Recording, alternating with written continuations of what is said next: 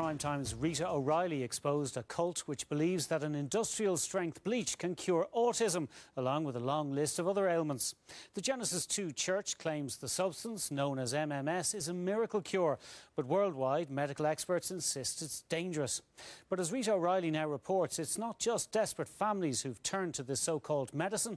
A registered GP in the north has encouraged them to use it.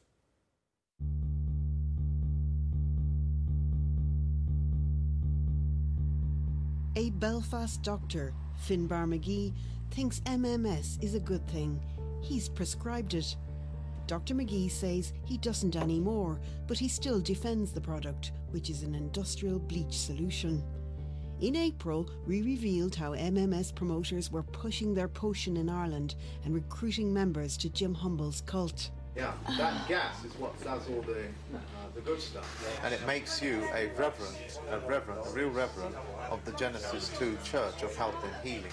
We revealed one of its chief European promoters, Andreas Kalker, is a quack. Something I'm doing wrong, I think. Its autism guru, Kerry Rivera, encourages parents to use enemas to put it in children's bodies. I really like the catheter with the syringes when you get started.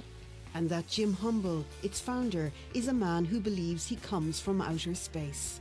I asked to be sent to Earth to watch over Earth.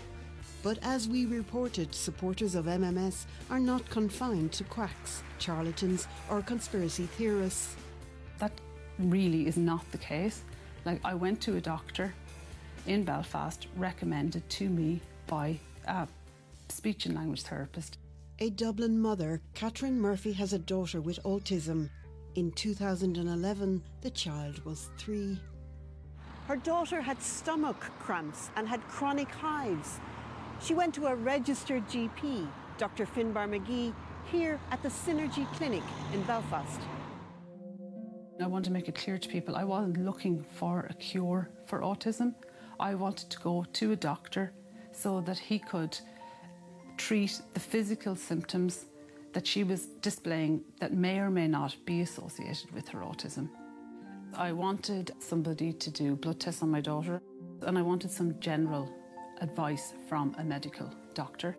He suggested some vitamin supplementation, and along with some other treatments, he advised me to give my daughter MMS.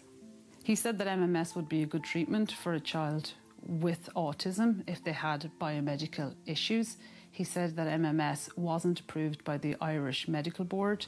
There is no suggestion that any other staff member at Synergy Healthcare directed patients to take MMS. Synergy said it has never stocked or ordered MMS for clients. For last month's report, Primetime commissioned tests to establish what happens when MMS is mixed. The Public Analysts Laboratory in Galway found the result was 90% sodium chlorite and 10% chlorine dioxide. The results are actually quite shocking. Chlorite itself and chlorine dioxide are both quite toxic to the body. Dr Magee had written on a sheet of paper how to give it, how to activate it, and how many weeks I should give it to her for. We gave Dr Magee's prescription details to the Public Analysts Lab. It found that if Dr Magee's prescription was followed, within a week, Catherine's daughter would, each day, have been ingesting 433 times the acceptable daily limit for chlorite set by experts in the World Health Organization. To put it another way, over 3 months, even with gaps of 2 weeks as prescribed, she would have ingested a daily average of 128 times the maximum level. Dr Magee declined to be interviewed. He told us he had not prescribed MMS for a couple of years, maybe even longer, because of concern over potential problems and the fact it is controversial. However, he got back to us repeatedly, ending MMS and other treatments. He said MMS is one of the many oxidizing agents used to try to kill viruses, bacteria and fungi, and compared its safety to water purification products. Catherine Murphy went to him in mid-2011. Because I was with a doctor, I just trusted that, this product maybe for some reason or other wasn't approved by the Irish Medicine Board, but it would be okay to give because, I was being advised by a doctor. We put the public analyst laboratory results to Dr Magee.